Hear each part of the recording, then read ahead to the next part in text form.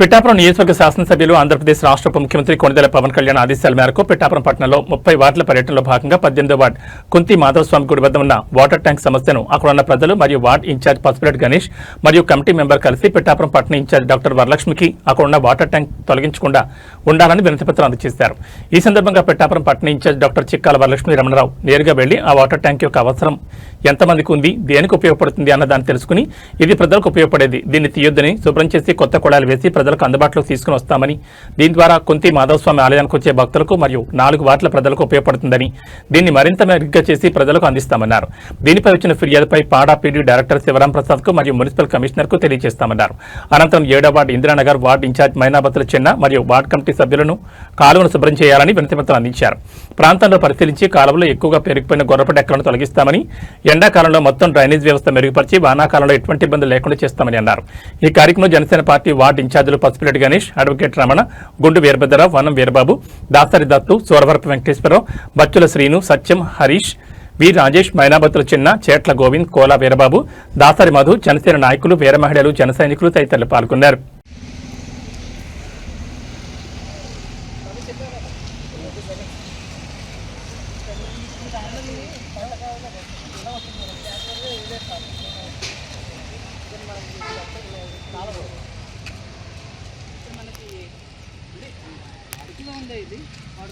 వాడుకో పంట పొలానికి వెళ్ళి బ్యాక్ కింద నుంచి వెళ్తుంది.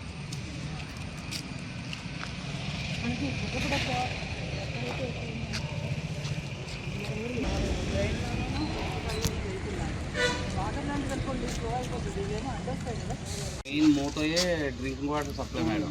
పశువులకు కూడా కుండీలు కట్టమంటున్నారు. అలాంటివి ఉన్న ఎగ్జిస్టింగ్ ఆపర్చునిటీని తీసేయడం ఎంతవరకు తప్పదు మేడం? అతను ఎవరిని అడిగాడండి?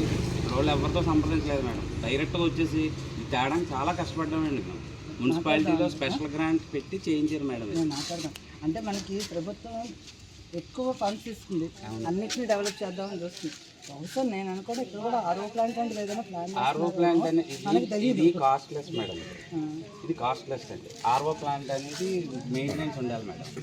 ఆర్ఓ ప్లాంట్ అనేది డ్రింకింగ్ వాటర్ వాడుకోవచ్చు, ప్రాబ్లం కాదు మేడం. మేము దాన్ని వెల్కమ్ చేస్తాం మేడం.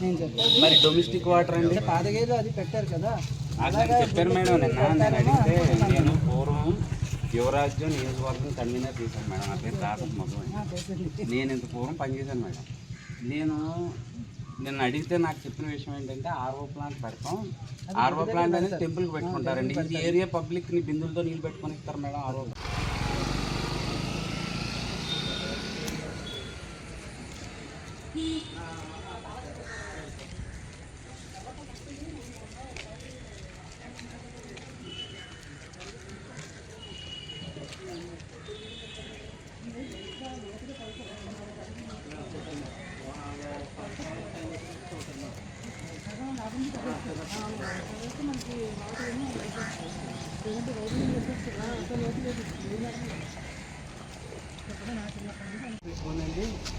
తీసుకెళ్ళి వాడుకుంటున్నారు. అలాగే మామూలుగా ఎప్పుడైనా మెరకపోయినప్పటికీ కూడా అండి ప్రతిరోజు ట్రాక్టర్ వెళ్తుందండి వాటర్. అది సరిగ్గా రాకపోయినా లేకపోతే ఒకసారి నీళ్ళు ఎద్దడిగా ఉన్నా కంపల్సరీ వచ్చి ఎట్టుకెళ్తారండి. 3 వీధుల్లో అండి, ఇలా గొల్లపేటలోని, వెల్లంపేటలోని, రకాలపేట ఎట్టుకెళ్తారండి. 4 వీధుల వాళ్ళు కూడా వస్తారండి. 4 వీధులు వస్తారండి. అందులో 3 వీధుల్లో వాళ్ళు సమ్ ఏరియా వాళ్ళే అయినా సరే మరి వాళ్ళకి అందుబాటులో ఇదే ఉందండి. అప్పుడు దాసరి మధు గారు దగ్గర మధు గారు వాళ్ళ పెద్దనాన్నగారు వాళ్ళ నాన్నగారు ఎంతో కృషి చేశారండి. అప్పుడు దీనికోసం చాలా పోరాటం చేసామండి. అప్పటికి ఇక్కడ బిల్డింగ్ గట్రా ఏమీ లేదండి. అక్కడ ట్యాంక్ ఉండేది. గుళ్ళోకి వార్తలు పెళ్ళిళ్ళు అవుతుంటాయండి. గుళ్ళో నీళ్ళు సరిపోవండి. సరిపోతే ఇక్కడ తీసుకెళ్ళండి వాళ్ళు గుళ్ళోని కార్యక్రమాలు వాళ్ళు చేసుకుంటుంటారండి. అలాగే మాకు ఎక్కడైనా పెళ్ళిళ్ళు ఈ 3 వీధుల్లో పెళ్ళిళ్ళు అవుతాయండి. పెళ్ళికి కడవ ఎట్టుకెళ్ళాలి కదండి. ఇక్కడికి వచ్చి ఎంత పవిత్రంగా ఎట్టుకెళ్తారండి కడవ.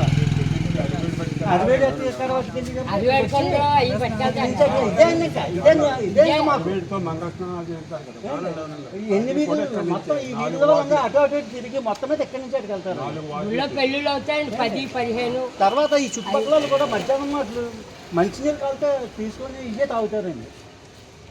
ఆఖరి నేను కూడా తాగుతానండి.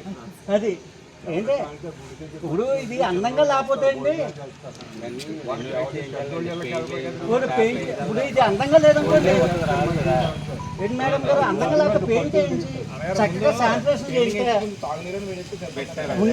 ఉండేదండి. ఆ సెప్టిక్ ట్యాంకర్ కట్టుకుని ఆ నెంబర్లు వేస్తారండి. మేము ఇది వరకు చేయించుకోలేము, అన్ని చేయించుకోలేము.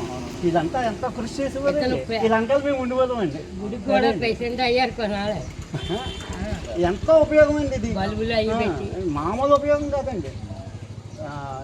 ఎందుకంటే అండి అందరికీ ఇది ఉండవు కదా, మోటార్లు ఉండవు కదా. సమ్ ఏరియా అంటే ఇక్కడి నుంచి అటుకెళ్తారు, కంపల్సరీ అటుకెళ్తారండి. ఇప్పుడు పట్టుకెళ్తారు. ఎండాకాలం కట్టండి మొత్తం ఎందుకంటే ఇంకా ఎక్కువ మంచినీళ్ళు తాగేవారండి. ఇక్కడ శానిటైజేషన్ సరిగ్గా లేక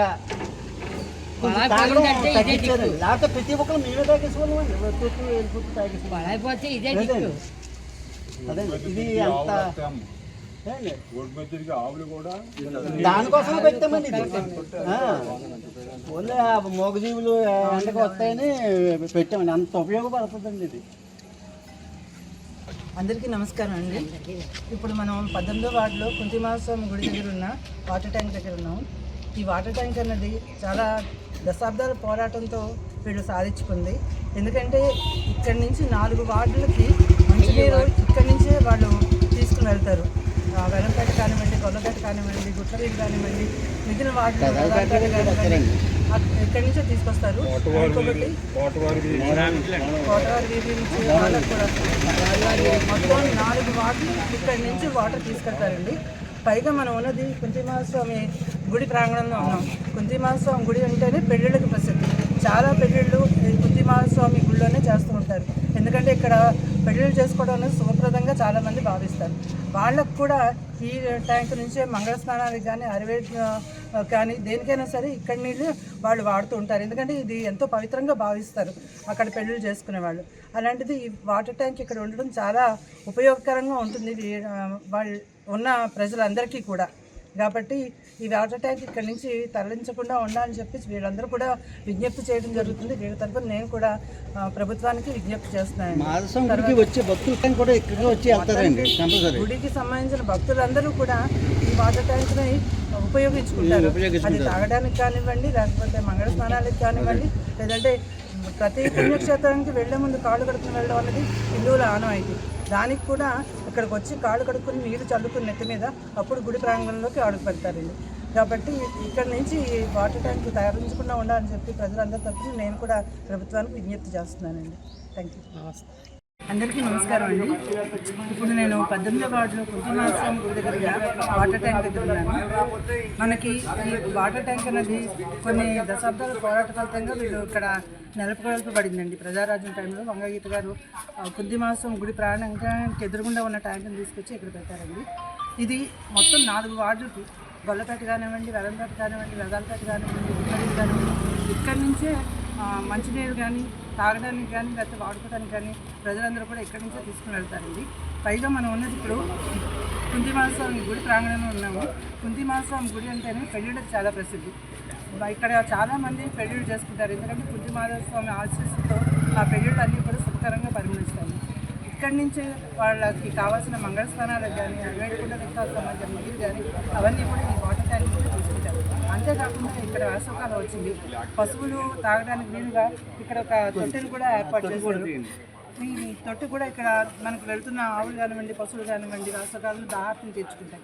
ఇంత మంచి ఉపయోగాలున్న ఈ ట్యాంకుని ఇక్కడ నుంచి తీసివేద్దాం అని చెప్పేసి అనుకుంటున్నారు.